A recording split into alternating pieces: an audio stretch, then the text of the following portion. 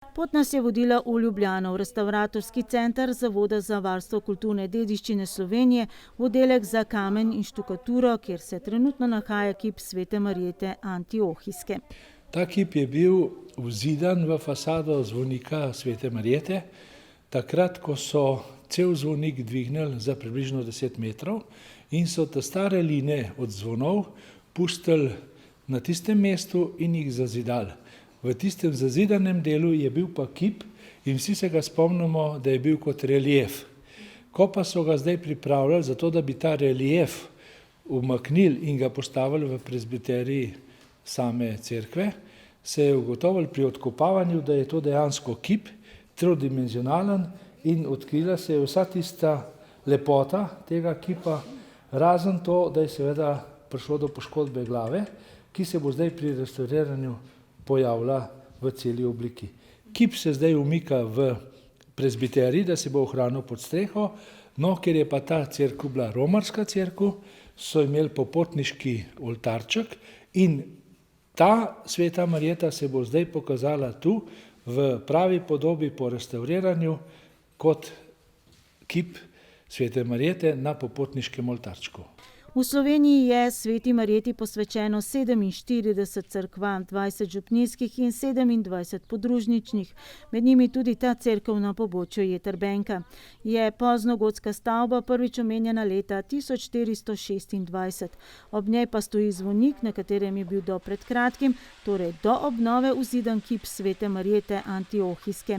Doslej izvedene preiskave kipa kažejo, da ima ta veliko vrednost, tako z umetnostno-zgodovinskih kot tudi naravoslovnih vidikov. Eden od teh je, da imamo tridimenzionalno upodobljen kip Svete Marjete z zmajem, z ohranjeno polihromacijo, to so ostanki barvnih plasti, kar je zelo redko pri nas, sploh glede na to, da vemo, da je bil kip izpostavljen na zvoniku, torej vsem negativnim dejavnikom iz okolja.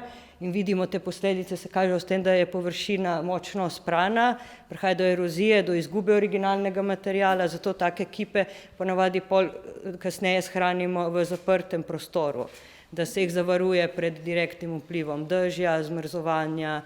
In te prve raziskave so nam pokazale, da gre najverjetneje za kip, ki spada v gotsko fazo in da je bil prvotno na glavnem oltarju. Osnovna dejavnost oddelka za kamen in štukaturo je priprava programov in projektov za ohranjanje kamnite dediščine in izvajanje konzervatorsko-restavratorskih posegov na njih. S pomočjo naravoslovnega oddelka in zunanjih sodelavcev identificirajo materiale in ugotavljajo vzroke nastanka in vrste poškodb na spomeniku in šele potem za vsak spomenik posebej izdelajo najprimernejši način demontaže in montaže, metode odstranjevanja drugotnih tvorb na površinah, metode odpravljanja poškodb in končne zaščite spomenika. V konkretnem primeru je bilo odvzetih za pregled sestave kamnine 9 vzorcev. Prve je pokazalo, da gre za karbonatno kamnino, najverjetneje za apnenec ali pa za peščen apnenec. In vzorci barve se pa gledajo po plasteh, nekje se vidi, da je bilo tudi večkrat prebarvano in zanimivo je, da imamo ohranjene od pozlate na robu te oblačila od Svete Marjete, imamo to zelo zanimivo rdečo, ki se je pokazalo, da gre za pigment cinober, ki smo ga pridobivali v zgodovini pri nas v Idriji. Tako da je resnično ena taka zaokrožena zgodba. Že sicer sledijo konzervatorskim smernicam, da se čim bolj ohranja zatečeno stanje kipa. To pomeni, da se ohranja barvno plast, ki jo danes vidimo, odstranjene bodo samo sledovi apna, malte, sekundarni nanosi in utrjen bo brez nobenih dopolnjevanj. Samo glava, ki je ločena od trupa, bomo našli rešitev, da se to poveže, ne pa v smislu do modeliranja, kakor imamo na kopiji. Po legendi naj bi se Sveta Marjeta rodila v drugi polovici 3. stoletja v starem grškem mestu Antiohiji v Turčiji.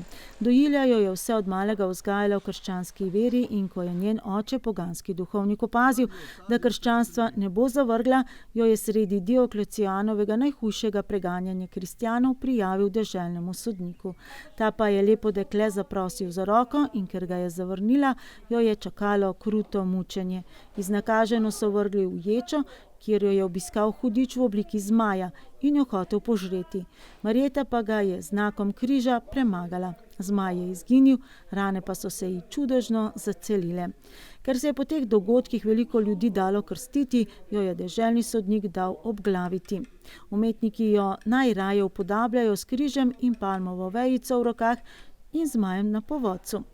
Tudi v konkretnem primeru. Originalni kip Svete Marjete bo po novem, ali bolje rečeno, bo ponovno v cerkvi, zunaj na ogled pohodnikom in romarjem, pa bo na ogled in priprošnjo njegova replika.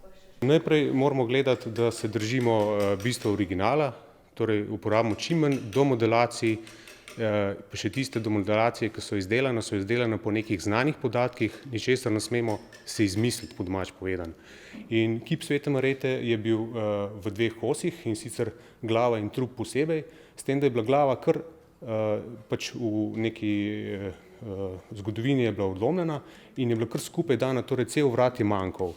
To nekako ni funkcioniralo v prostoru, zato je bilo treba prvo reči to zadevo, poleg tega so pa tukaj še manjkajoči predeli, manjkajoči rep, manjkajoča desna roka in še nekaj detajlov, na podlagi katerih se je dalo določiti, kakšen je bil, če samo preslikamo levo ali pa desno stran, torej tukaj je bilo mogoče predvidevati, kakšna je bila forma. Dočim del krone manjka, preostali del je pa toliko poškodovan, zato smo se tukaj odločili, da ne gremo v rekonstrukcijo, ker enostavno forma ni znana. Izveden je bil torej 3D zajem podatkov, virtualna rekonstrukcija in priprava programa za reskanje na CNC stroju. Tudi kopija je izdelana v originalnem materialu, torej kamnini. Torej, za izdelavo kopije sta bili uporabljeni sodobna in klasična tehnologija, s tem, da v prvi fazi smo naredili 3D model, na podlagi katerega se je dodalo dodatne te manjkajoče kose. V končni fazi je bila pa uporabljena klasična tehnologija, se pravi kiparsko odleto in gola roka. Reskanje na CNC stroju je opravilo podjetje Svete kamnoseštvo, klasično z detom v roki pa je delo nadaljevala restavratorka in kiparka Doroteja Erhatič.